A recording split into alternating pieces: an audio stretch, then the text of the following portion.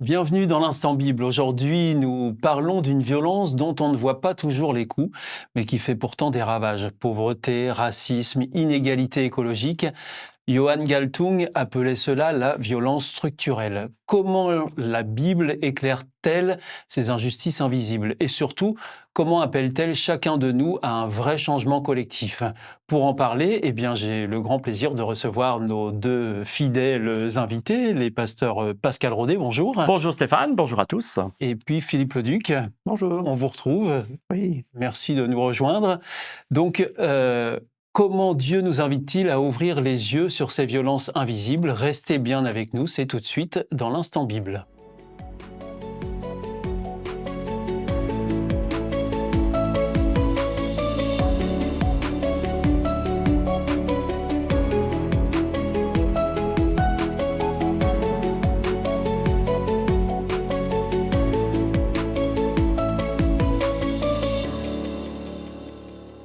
Alors, pasteur Pascal Rodet, est-ce que vous pouvez nous dire de quoi il s'agit quand on parle de violence structurelle? Est-ce que vous pouvez nous éclairer là-dessus? Alors, je vais essayer d'éclairer la question. La violence structurelle, c'est vrai que c'est pas quelque chose que l'on parle souvent, mais que beaucoup peuvent subir dans la vie quotidienne. La violence structurelle, c'est lorsque des lois, des systèmes ou des habitudes dans une société ou dans un groupe créent de l'injustice, de l'incompréhension, sans que personne ne lève la main en disant « Non, stop, il faut s'arrêter ». Non. Et ça, c'est, en d'autres termes, tout ce qui est violence un peu de tous les jours, que ce soit au travail, que ce soit dans la vie de tous les jours, où il y a des systèmes ou des lois qui font que il y a cette violence qui s'installe. Par exemple, pour une personne qui travaille à plein temps, mais qui en fin de compte reste dans le seuil de pauvreté, il y a une violence quelque part parce que le fruit de son travail, alors qu'elle est à plein temps, ne lui permet pas d'avoir un minimum de biens de consommation normal. Ça, c'est une violence structurelle. Et alors, pasteur Philippe Leduc, finalement, c'est assez différent de la violence physique qu'on connaît bien, entre violence structurelle et violence physique, ce sont deux formes de violence complètement différentes. Parce qu'on les voit moins. Autant une violence physique, quand on donne un coup, On le sent venir. On le sent et puis ça se voit. Et puis on identifie assez facilement le coupable. Dans la violence structurelle, oui, on est victime d'inégalité, d'injustice, mais difficile de désigner un coupable. C'est la société d'une manière générale. Du coup, c'est plus dur aussi pour se défendre et pour sortir de cette violence. Et c'est pour ça qu'on dit qu'elle est structurelle, parce qu'on n'arrive pas trop à savoir ce qu'il y a derrière. Et donc, comment se défendre, comment lutter contre ça, c'est plus compliqué. Alors justement, puisqu'on est dans cette émission L'Instant Bible, est-ce qu'il y a des exemples dans la Bible, Pascal Rodet, qui nous parlent de ces violences et notamment de ces violences invisibles? Alors, des violences invisibles, en tous les cas, des violences qui se font subir, qui sont subies par des personnes, oui. Il y en a plusieurs dans la Bible. J'en prendrai comme exemple un particulièrement, c'est l'esclavage des Hébreux en Égypte, qui a duré quand même plusieurs siècles. C'est la structure égyptienne qui voulait que les Hébreux ont été déclarés sujets d'objets et plus sujets humains.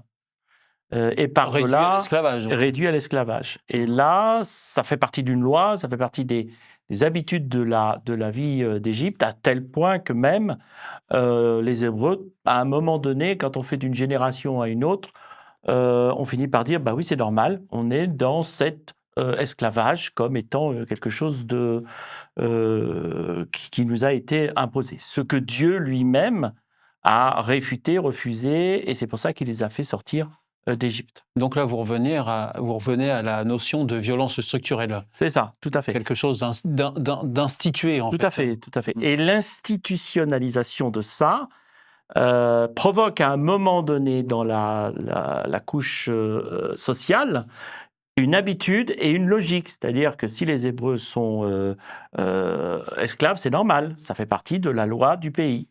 Ça fait partie des habitudes du pays. Et à un moment donné, si en effet il n'y a pas quelqu'un qui dit non, mais non, là c'est pas possible, là il faut s'arrêter, ça peut durer longtemps à ce niveau-là. Et alors, Philippe Leduc, est-ce que dans la Bible, on trouve des passages où là, on nous parle cette fois plutôt de violence structurelle et donc de violence invisible? Alors oui, il y a un passage que je prendrai dans Ésaïe 58, on nous parle de jeûne, et c'est Dieu qui s'adresse à Ésaïe et qui va pointer ce qu'on pourrait appeler une hypocrisie religieuse, parce que les religieux, par exemple, invitent les gens à faire des jeûnes. Pourquoi on jeûne? Pourquoi on s'abstient de manger? Donc c'est un rite religieux, et Dieu va dénoncer ce rite-là parce qu'il est mal vécu, ou il est vécu alors que derrière, voilà, je ne mange pas, mais si je lis Ésaïe 58, verset 4, Mhm. Dieu va dire: quand vous jeûnez, vous vous disputez et vous frappez les autres à coups de poing. Donc ce n'est pas en jeûnant de cette manière que vous ferez entendre votre voix là-haut, hein. Et Dieu va dire: le jeûne qui me plaît, est-ce qu'il ressemble à cela? Eh ben non, c'est pas ça.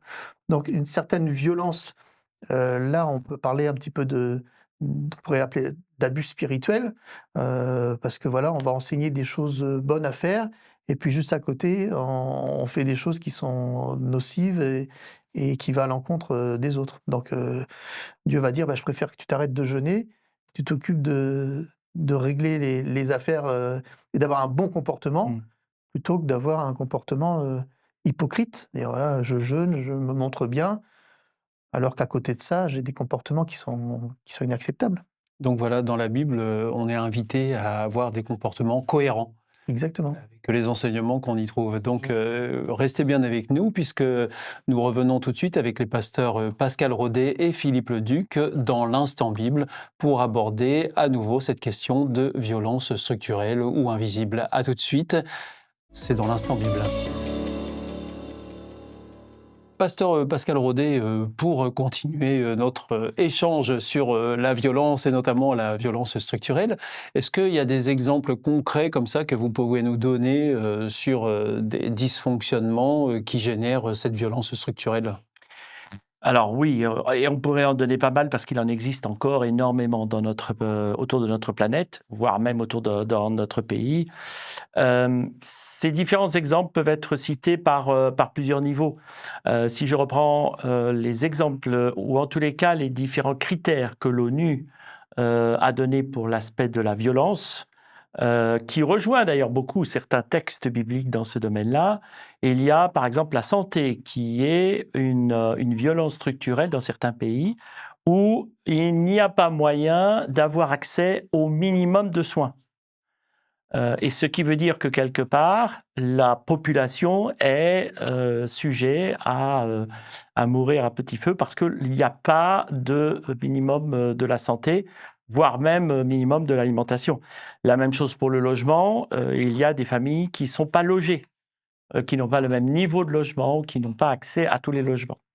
Ça peut être aussi au niveau du racisme, où il y a cette discrimination à l'embauche, par exemple, où on en parle de temps en temps dans notre pays. Ça fait partie d'une structure, et là, c'est celle qui, quelque part, ne se dit pas, ne se voit pas forcément, mais quand on est face à quelqu'un qui doit embaucher, il y a toujours trouvé quelque chose qui dit non, non, pas lui, pas lui. De par son faciès, pas forcément parce il a moins de compétences que l'autre.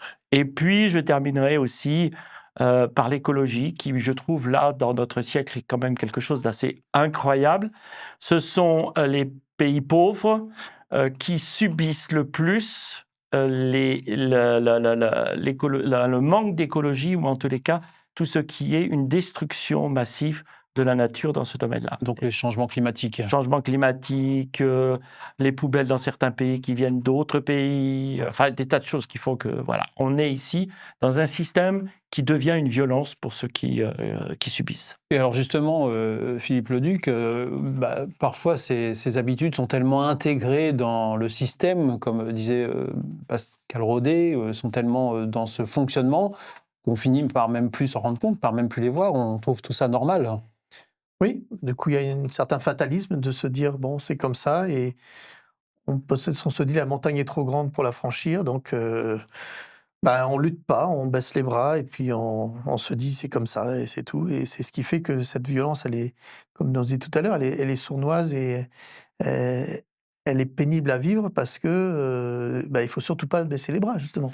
Face à cela, il faut arriver à se battre, non pas physiquement, mais essayer de lutter pour essayer ces injustices, ces inégalités puissent être rattrapées, qu'on puisse arriver à vivre tous normalement. Et alors, est-ce que la Bible nous invite à ça, justement, à relever ces inégalités qui semblent parfois tellement normales qu'on ne les voit même plus?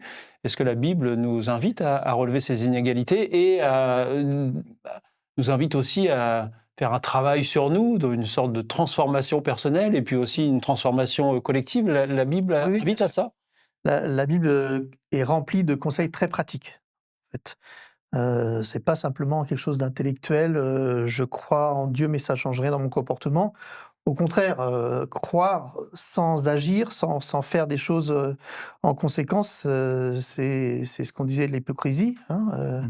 Je me présente comme quelqu'un de très bien et puis je fais rien de bien, hein. Donc, ce que Jésus nous demande, notamment quand il fait son enseignement, il dit concrètement, il faut s'intéresser à la veuve, à l'orphelin, aux plus pauvres.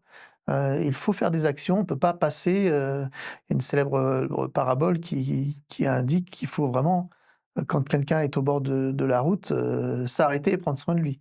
Et non pas passer comme ça sans rien dire, en faisant semblant de ne pas l'avoir vu. Je pense même que c'est quelque chose de très important, ce que Jésus a fait, parce que il y a en effet ceux qui, on s'en fout, justice ou violence, c'est pas grave. Ce serait presque plus grave si, pour ceux qui sont religieux. Mais Jésus rajoute même une phrase. Mais vous êtes hyper religieux. Vous respectez le moindre petit truc dans les petites lois, des petites choses. Et la justice, vous en faites quoi? Et l'écoute de l'autre, vous en faites quoi? Et ceux qui sont, comme disait Philippe, et ceux qui sont dans le fossé, vous en faites quoi? Donc je crois aussi que c'est très intéressant. C'est pas parce qu'on est religieux qu'il ne faut pas faire attention à nos actes et à notre façon de faire dans mes relations avec les autres. Et alors, est-ce qu'on peut considérer que les chrétiens ont un rôle important à jouer pour intervenir et transformer la société face à ces violences invisibles? Je crois profondément que le chrétien a un rôle important à jouer. Est-ce que le chrétien doit dénoncer ces inégalités? Le chrétien doit dénoncer ces inégalités. C'est ce que Jésus a fait. Et il l'a dit à toute la population. C'est aussi bien ceux qui sont pas religieux mais qui font rien, que ceux qui sont religieux et qui font rien. Donc si à partir du moment où Jésus a exprimé cela à tout le monde, moi en tant que chrétien, qui partage cette parole de l'Ancien, du Nouveau Testament, on peut faire toute la Bible. La Bible est remplie d'indications de Dieu qui dit « Attention, respecte l'autre. Respecte pour que l'autre puisse vivre correctement. Qu'il soit dans une justice, qu'il ne soit pas dans une violence. » Et on pourrait reprendre pas mal de textes dans ce domaine-là. Et alors vous, Philippe Leduc, pour terminer, comment vous voyez le rôle du chrétien par rapport à ces violences invisibles? Il y a un texte célèbre qui dit « Si je n'ai pas l'amour, tout ça sert à rien ». Et tout ce que je peux dire, c'est comme si c'était quelque chose qui résonnait mais qui a pas de sens. Donc tout ce que l'on fait, tout ce que l'on met en place, si c'est l'amour qui nous motive, alors forcément on va s'intéresser à ceux qui ont des besoins, ceux qui sont en difficulté. Et si chacun faisait cela, eh bien l'état de la planète serait très bon. Parce qu'il y aurait personne qui resterait isolé sur le côté. Mais c'est un peu une utopie pour l'instant.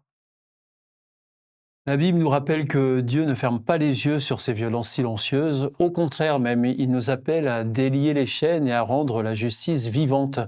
Le changement qu'il propose n'est pas seulement intérieur, mais aussi social. Merci aux pasteurs Pascal Rodet et Philippe Leduc d'avoir participé à cette émission et de nous avoir éclairés aujourd'hui, une fois de plus. Merci à vous. Merci. Plaisir.